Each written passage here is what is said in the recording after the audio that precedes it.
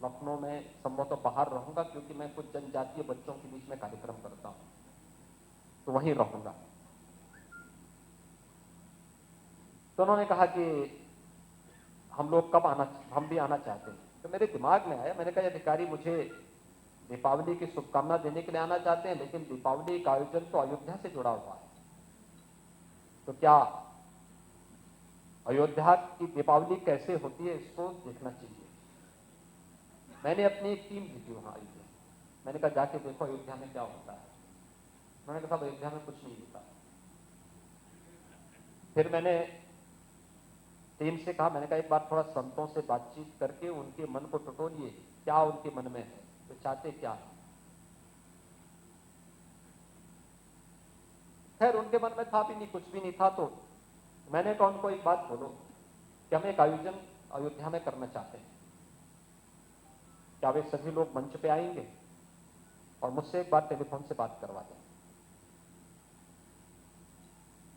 मैंने जब टीम के सामने, प्रशासनिक टीम के सामने बात रखी, उन्होंने कहा साहब अयोध्या जाने में बड़ी बदनामी होगी। मैंने कहा अयोध्या जाने में कौन बदनामी होगी, तो कहा नहीं बदनामी होगी। मैंने कहा देखो अयोध्या के लिए हम बदनाम भी सहने के लिए तैयार हैं, और एक बार मैं जाऊंगा। इस बार की दीपावली अयोध्या में होगी और भव्य दीपावली मनाएंगे,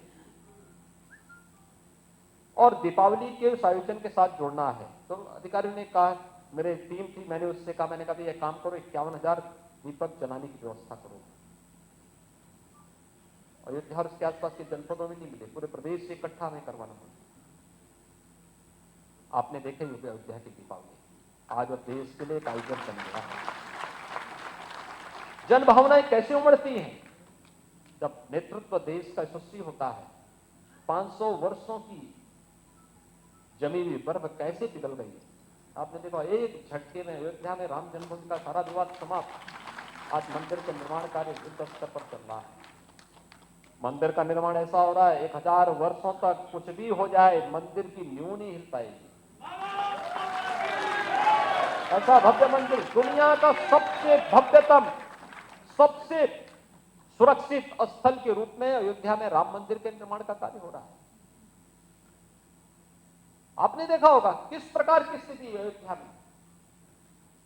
लोग कहते थे कि फैसला हो जाएगा तो ये हो जाएगा। मैंने कहा यार देखो ये सब की चिंता मत करो। सभी अधिकारी कहते थे, कहा साहब फैसला हो जाएगा तो ऐसा ना हो। हमने कहा देखो सब चिंता मत करो, सब मैं संभालूंगा। और लोग बोलते थे, कोई बोलता था खून खराबा हो जाएगा। मैंने कहा देखो एक मच्छर भी नहीं मरेगा उस दिन, देखना एकदम शांत रहेगा। और भाइयों बहनों देखो कितना शांतिपूर्ण दिन था। मैं सही बता रहा हूं। 9 नवंबर 2019 को जब श्री राम जन्मभूमि का फैसला आया था, यानी उस दिन प्रदेश में एक सामान्य छिनैती की घटना भी नहीं घटी थी। अक्सर मैं देखता हूं कि कोई मोबाइल फोन से बात कर रहा है, कोई दूसरा आया तुरंत छीन के भाग रहा है। उस दिन ये भी नहीं हुआ। राम राज्य का दिन था, सचमुच राम राज्य का दिन था, और हम सबको गौरव की अनुभूति होनी चाहिए। हम गौरव की अनुभूति करें कि अयोध्या उत्तर प्रदेश में है, अयोध्या उत्तर प्रदेश में है, मथुरा उत्तर प्रदेश में है और काशी उत्तर प्रदेश में है। गंगा यमुना और सरस्वती का त्रिवेणी संगम प्रयागराज उत्तर प्रदेश में है। हम सबको अपनी आस्था के इन केंद्रों पर गौरव की अनुभूति करनी चाहिए। इनके संरक्षण के लिए, इनके संवर्धन के लिए आने वाली पीढ़ी की आस्था इनके साथ जुड़ी रहे और हम मजबूती के साथ इन व्यवस्थाओं के साथ जुड़ करके गौरव की अनुभूति कर सके। इस पर हम सबको मिलकर के आगे बढ़ना होगा। मुझे लगता है कि प्रबुद्ध सम्मेलन के अवसर पर मैं आप सबसे ये अपील करूंगा कि 4.5 वर्ष हम लोगों ने, हमारी पूरी टीम ने प्रदेश की जनता को समर्पित किए। अगले 6 महीने में आपसे भी चाहूंगा कि आप लोग भी भारतीय जनता पार्टी के इस मिशन का हिस्सा बने। देखिए मिशन का हिस्सा बनने के लिए ये मत सोचिए कि कोई मुझे कहेगा तभी मैं करूंगा, या कहीं कुछ हो रहा है, कोई देश को, समाज को, किसी सामान्य नागरिक को या समाज की कहीं क्षति कर रहा है, तुम्हारे मुंह से शब्द कतई नहीं निकलना चाहिए कि मेरा तो क्या, ये कभी नहीं। जब भी ये शब्द निकले हैं, देश कभी आगे नहीं बढ़ पाया,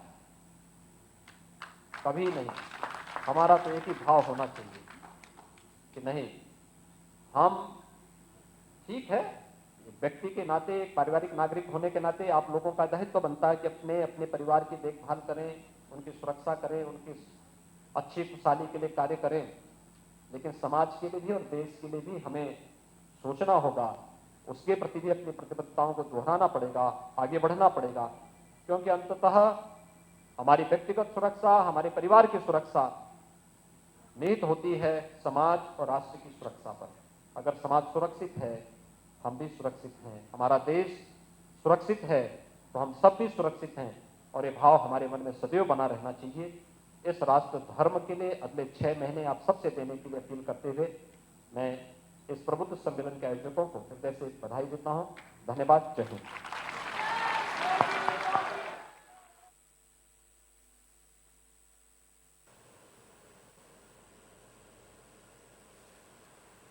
तो प्रबुद्ध सम्मेलन में मुख्यमंत्री योगी आदित्यनाथ को आप सुन रहे थे,